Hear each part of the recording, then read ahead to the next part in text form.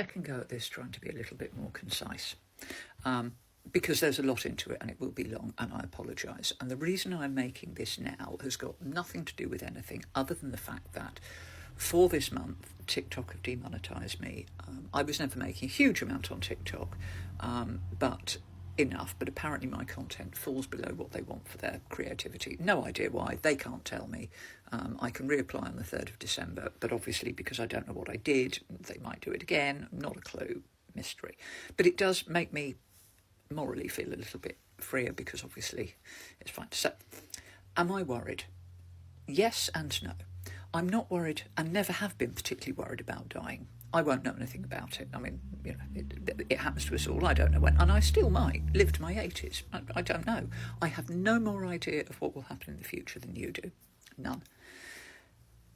If I were to die early, now there are things that do worry me. The first one is that the last couple of years have been interesting for me. The social media and the books have meant that 1 year I had 20 grand. I was mentally buying bungalows in the Maldives. I've never earned that much money in a year. It was brilliant. And the thing I liked about it was that I had money. We have never had as a family much money. I've always been to work. If I turned up at work, I got money, and which meant that I absolutely worked all hours God gave, because the more I worked, the more money I got. Brought up my children, and as they were adults, and all of a sudden, with that little bit of extra money that I wasn't working for, if you know what I mean, I could do things like, I could do an online shop, all that stuff. Money doesn't buy happiness, but when things go wrong, sometimes throwing money at a problem makes it much easier to deal with. You can get on a train, for example, without worrying about the train fare and go and sort something out. You can do all that stuff. So, like I said, doesn't buy happiness, makes dealing with unhappiness quite a lot easier. And now, obviously, I'm unwell, so I'm living on my social media earnings, which is fine. I can live on them, but I don't have I was living on my cleaning earnings, and the social media earnings were a little extra that I could put aside, I could do whatever with, and it was lovely. It was I felt so secure. I got this little bit of money that, maybe when I retired I could have a house with a garden and do herbaceous border. Whatever. I'm living on it now. It's fine. So I'm back to that, actually more uncertainty than I've had for many, many years, because obviously this could all end tomorrow, and I know it. So that's truly terrifying. I feel like I'm permanently standing on the end of a precipice. The other thing is that I don't worry about what will happen to me. I worry about what will happen to the Greek chorus in the background, obviously. And I worry about my fully adult children. And obviously I know they should look after themselves, but I'm their mother. I'm always going to worry about them.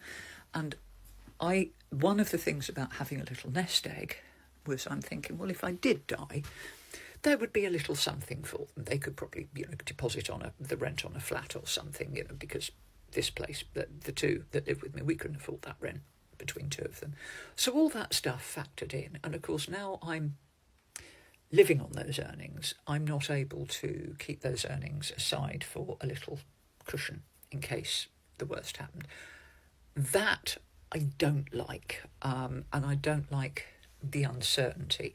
But that is less to do with me being ill and potentially dying, because, like I said, I have no reason to think that I will die. I mean, I might die next year or the year after, could die when I'm 80, genuinely don't know, not even particularly worried about it. Treatment's a lot less onerous than I thought it would be, but yeah, it's the uncertainty that kills me. And that's what I struggle with now, the not knowing, the worry, the what happens if.